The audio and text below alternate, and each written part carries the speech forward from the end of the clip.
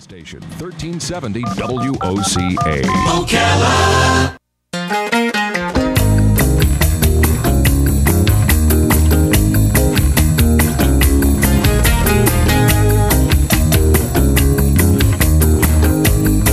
All right, 25 minutes before 11 o'clock. Beautiful Monday morning. It's the last week of October. Not even a week, right? Well, it was the weekends on Thursday, right? Yeah. And we don't count Thursday because it's Halloween. It's like a play day. Everybody plays on Halloween. That's right. Right? And Lisa Varner is in the studio. She's here, of course, to help promote the Steel Horse Stampede. We were mentioning this a few times already. The 10th annual Steel Horse Stampede motorcycle ride. And this is to help benefit Hospice of Marion County. And we love Hospice. And we love Lisa. And good morning, Lisa. How you doing? Hi, I'm doing well. How are you? Good. You are a beautiful lady. Oh, thank this you. This is the superficial man coming out of me. You ready? Aw. You're a beautiful lady. I know you're looking at Robin. You're a beautiful lady. She's gorgeous. But here's this, Ray. Do you know this about men?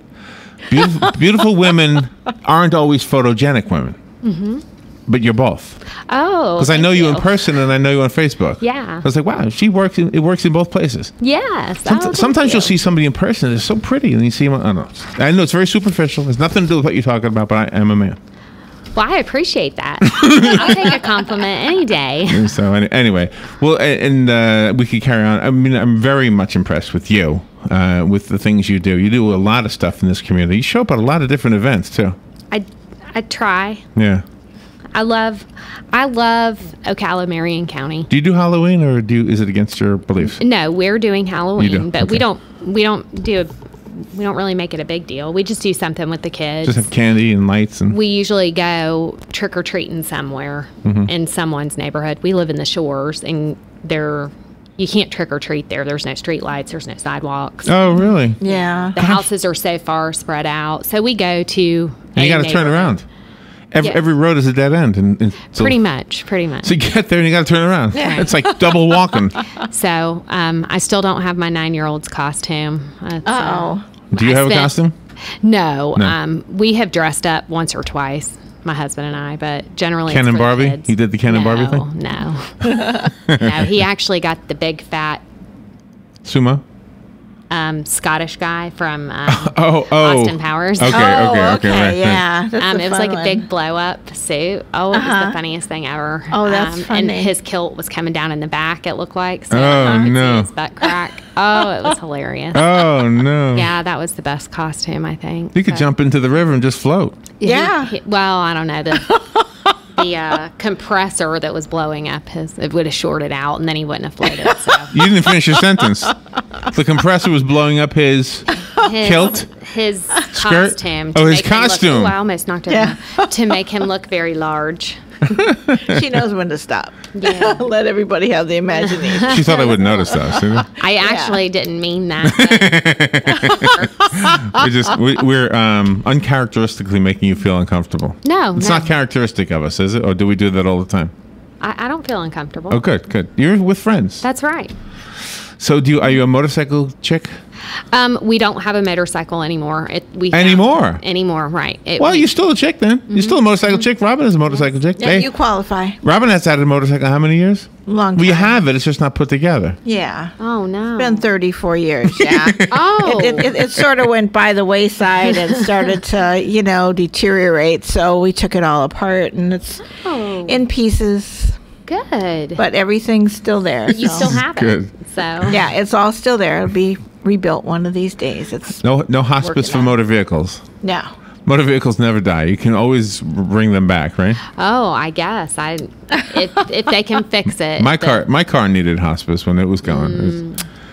It was Sorry. It was, Yeah. Thank You let it go with dignity. No, not really. To be honest, not really. To be on a serious note, and I know I mentioned this every time you come in here, and I like having fun with you, but I always like to mention the true serious thing that you do. It's awesome. I don't even know how to explain what you do, and I've witnessed it firsthand. It's hard to explain why hospice in my life and my family's life, and for both my parents who had hospice, it's hard to explain why your presence was important. It's hard. It's almost like we had somebody there who made it easier, who was almost, I hate, this is going over the edge here, but I'm going to say it because we're close. It's like you're what do you call somebody who's ushering you into the next room? An usher. It's like you're ushering, you're ushering somebody into heaven. It's kind of weird. Not to say that you're, angels or in any way, but I don't know. It's kind of how it felt. Well, and that's not atypical of most people's experience if they have hospice for a more significant amount of time. If you only have a few days or a week, it's harder to get that type of hospice experience. So, if people have months or, many weeks or months of hospice care, there's such a bond that is formed with the patient and the team. The nurse, the CNA. Oh yeah, I had a phone call. The social worker. Many times during the course of a day, I had a call from that one lady. I can't remember her name now, or what her role was, or what her title was. Yeah, but all the calls. You know what the thing is? This that was it Debbie? I don't know. Yeah, I think so. Familiar. Yeah. So. If I knew how much money hospice spent to take care of my mom and dad, and I could pay it all back, I still wouldn't have paid you back because there was something above and beyond the money. And I know I'm not trying to kiss up, and I'm not trying to, be melodramatic. I'm just telling you the absolute honest truth. That first of all, you probably spent thousands of dollars that I'd have to figure it out. I don't know how. Do you know? Do you guys know how much money you spend on that patient? Well, I mean, we can. You probably do. Yeah. We can do an average. I actually do not just know that information off the top of my head, and it's probably a good thing I don't. But I know that we can figure out an average cost for caring for our patients. It depends on if they're being cared for at home versus being cared for in one of our hospice houses. It's obviously more expensive for somebody to be in our hospice house because we have clinical staff who are there with them 24/7. I can tell you what the bill was. Okay. 0. In fact, there was no bill. Okay. There was no bill that said 0. There was no bill. Guys don't bill. You guys don't do anything. I think that some people do. We do have some payment arrangements. Yes. It depends on, like I said, where the person's being cared for. Your mother. So what happened? Did Medicare maybe take care of some of it? Medicare is our number one source of funding because hospice is a Medicare benefit. So if you have Medicare and you're being cared for in your home, hospice doesn't cost you anything. So it's really, the health care that's being provided to the patient, in addition to their medications that they need and any medical equipment that they need, like that hospital bed or if they need oxygen. All of that is delivered to them and the care comes to them. Sure is. I remember that. And that's a huge burden off of both the patient and the caregiver. Do you know why I think it's important to talk about the money, though? A couple of reasons. First of all, the person who can't afford it needs to know that that doesn't matter. That's right. That you're going to be there for them. Second of all, the rest of us, when we hear about things like the Steel Horse Stampede, because that's a fundraiser, we understand why that needs to be. That's right. And maybe those are the two reasons. Because first of all, the person who can't afford it needs to know that doesn't matter. And the person who just wants to help out, maybe this is a fun event that you're putting on that you're here to promote today. It is. So that's why you do these things, right? The last event you had was the thing you wrapped around. What was that flower thing? Oh, well, we did a fundraiser for the Alzheimer's Association. Oh, okay. And we did very well with that. We raised about $2,700 to help with the walk to end Alzheimer's. Many of our hospice patients have Alzheimer's disease, so that's close to our hearts. But the last fundraiser that hospice had to raise money for hospice was actually October 19th. We had a walk of remembrance at Shalom Park. Yeah, we promoted that. Yeah, that was a good one. Yes. Yeah, so that was really nice. I think there was about 120 people who came, and it was a very...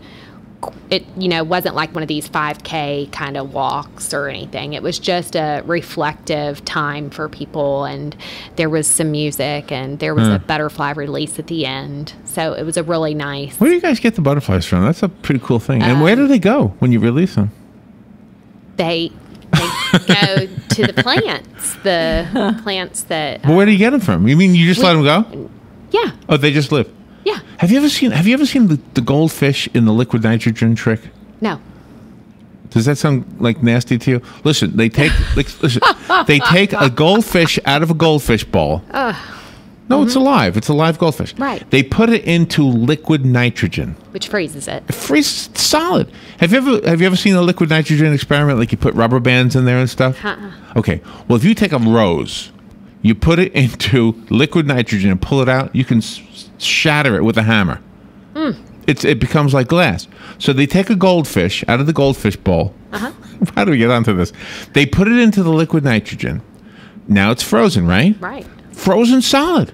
They pull it out, put it into the water. The fishes are alive. It thaws out, and it's still living. It's amazing. Isn't that cool? That is amazing. It's very I don't know what that amazing. is, how we use that information, but I'm not sure either. I'm not a scientist. except you know what it could suggest that at end of life, rather than opting for death, we opt for freezing and then come back one day. Yeah. And we've heard about that, right? Like cryogenic, whatever they call it. Yeah. Have you ever had anybody do that? No. No. No. So nobody. We don't have the capacity to freeze people. But nobody ever said to you, rather than hospice, here's what we're going to do with mom or dad. We're going to freeze them. Come back, 100 years when there's a cure. I don't know. I mean, I'm going out on a limb here, but I'm going to say none of our patients have ever asked for that. So this is super personal, and I apologize if I'm crossing the line, but are you religious? Do you believe in heaven? Do you believe? I do. Okay. So that's the problem I have with that whole idea, is that if you could literally freeze, I'm trying to get this computer to work, that's why I'm moving the mouse. If you could freeze yourself and avoid death completely, then maybe you're avoiding the most important step of life, which is heaven. Who knows?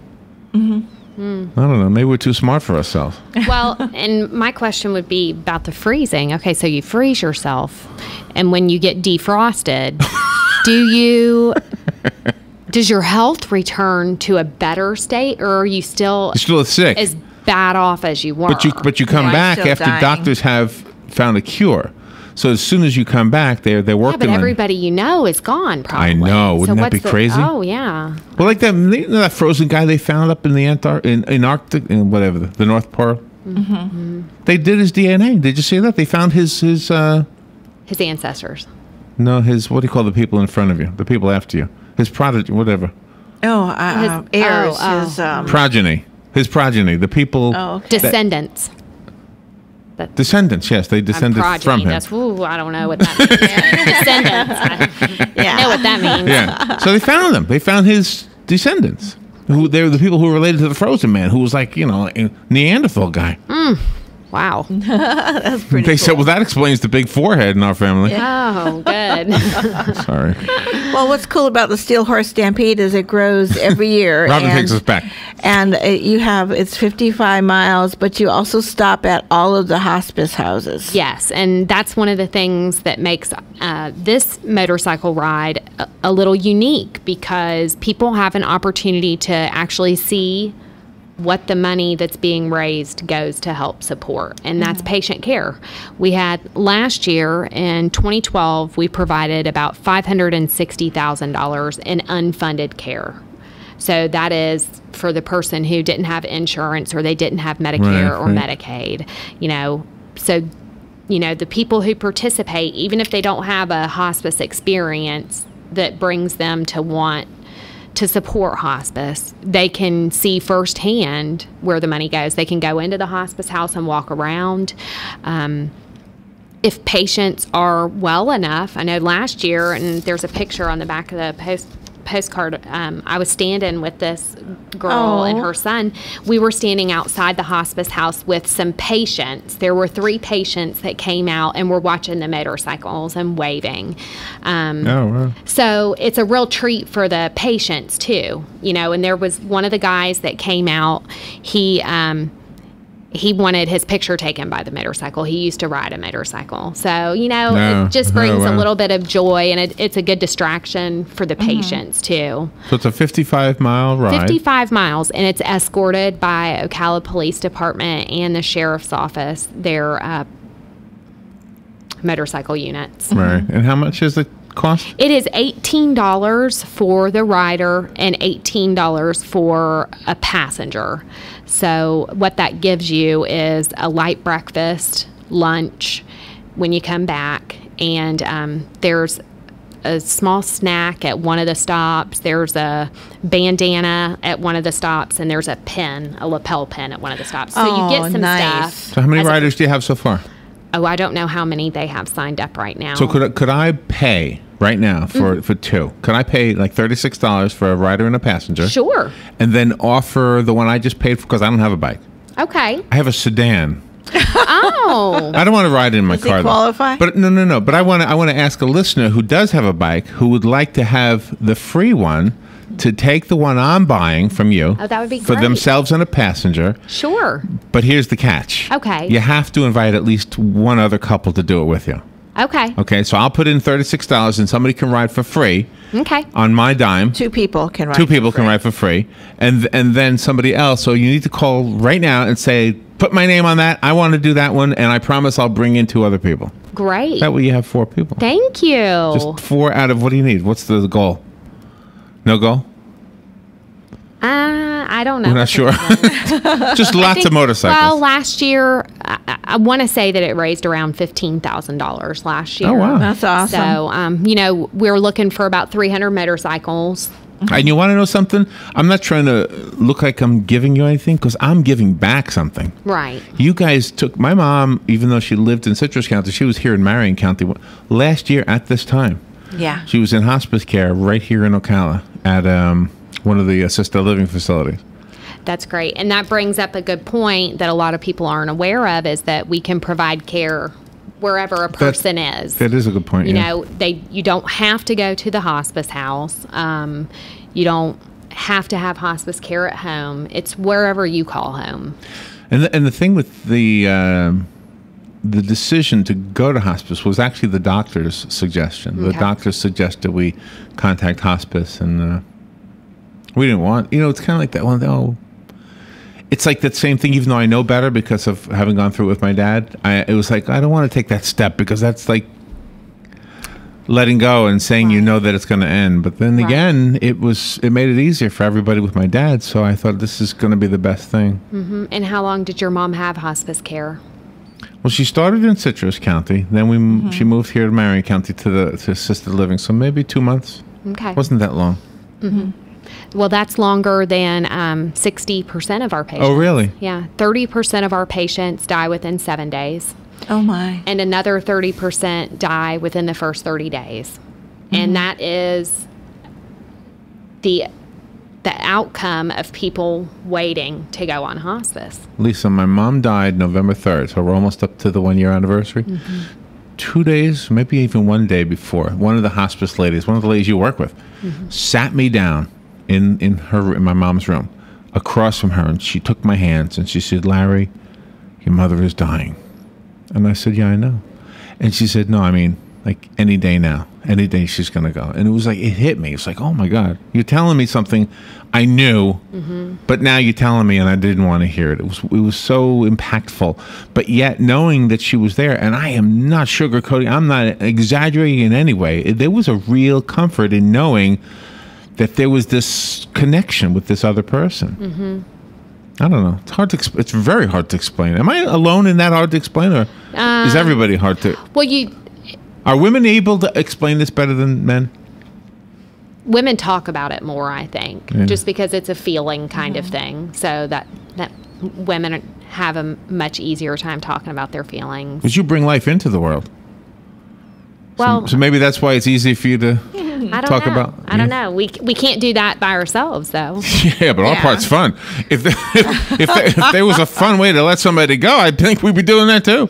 Yeah. I don't know, but most people just, one of the most common things we hear is, I wish I had called hospice sooner because of the level of care that they got. Well, yes, I believe that too. Wow, if I'd known they were going to be that much help, I probably should have called sooner.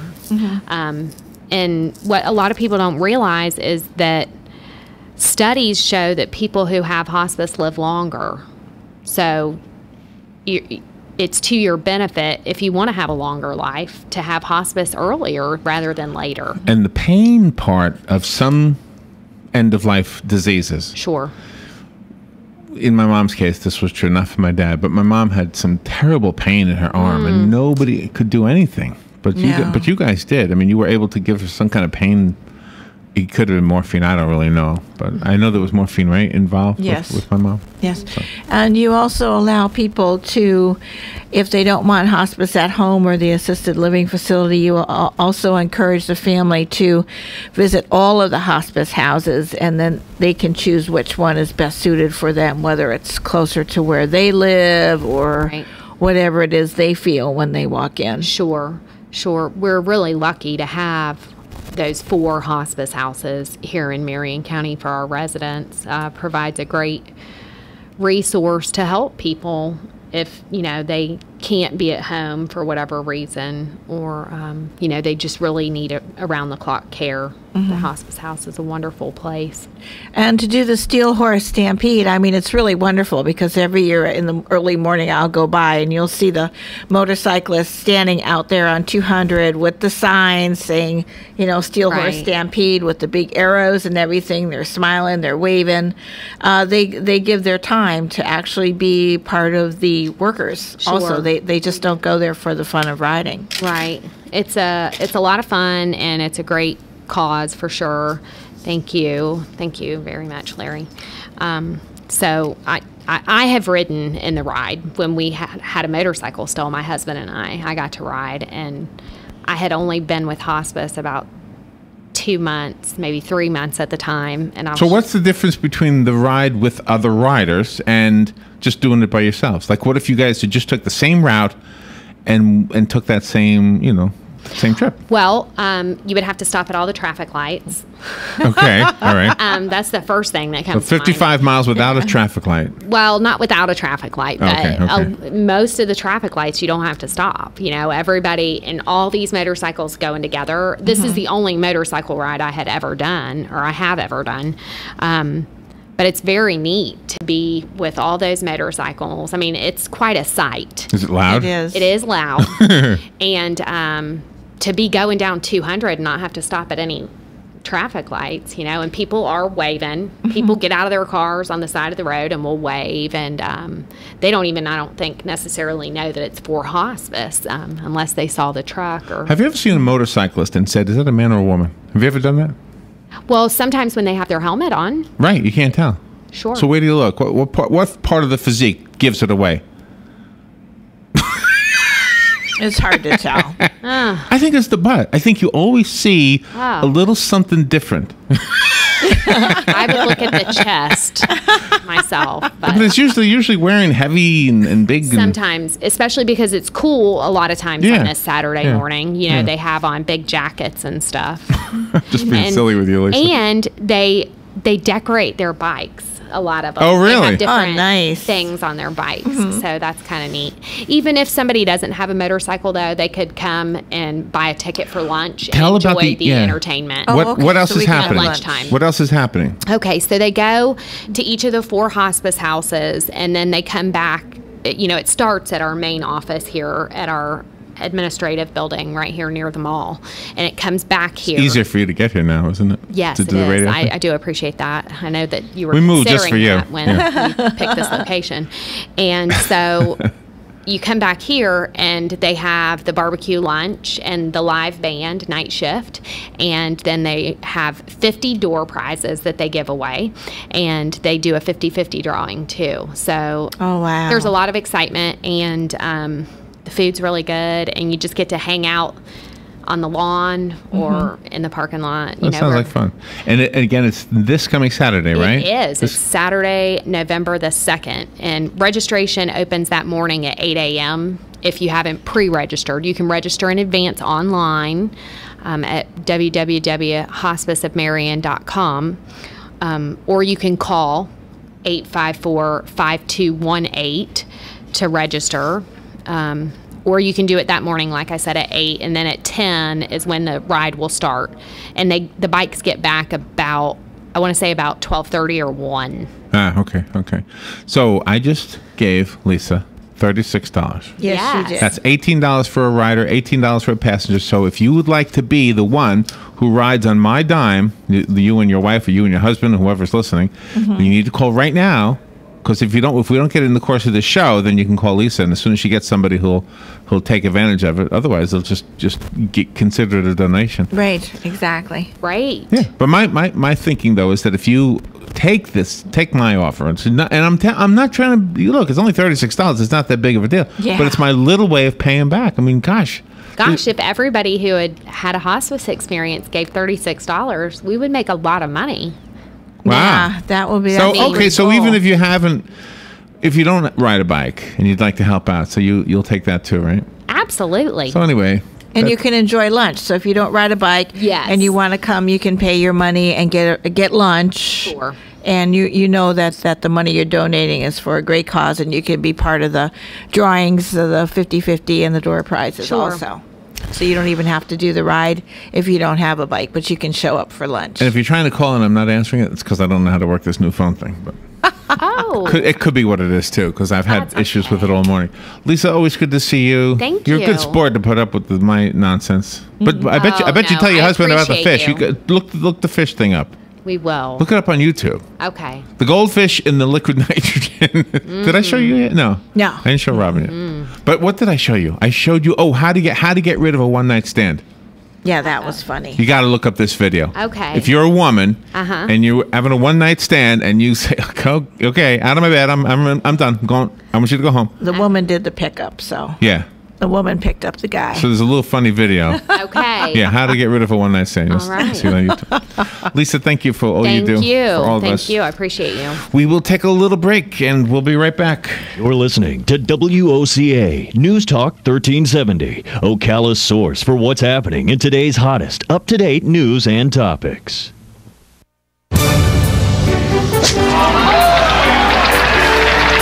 How good does it get? Golf has long been considered to be sport's most prestigious game, and WOCA has your connection to everything in the golf world. Every first and third Thursday at 10 a.m., tune in for Let's Talk Golf with your host, PGA professional and teacher to the stars, Jim Beckett, and operations manager for the Links of Spruce Creek South, Darren Irwin, right here on The Source. Hey, Matt, I know Sunrise Automotive does auto stuff, but I need some time.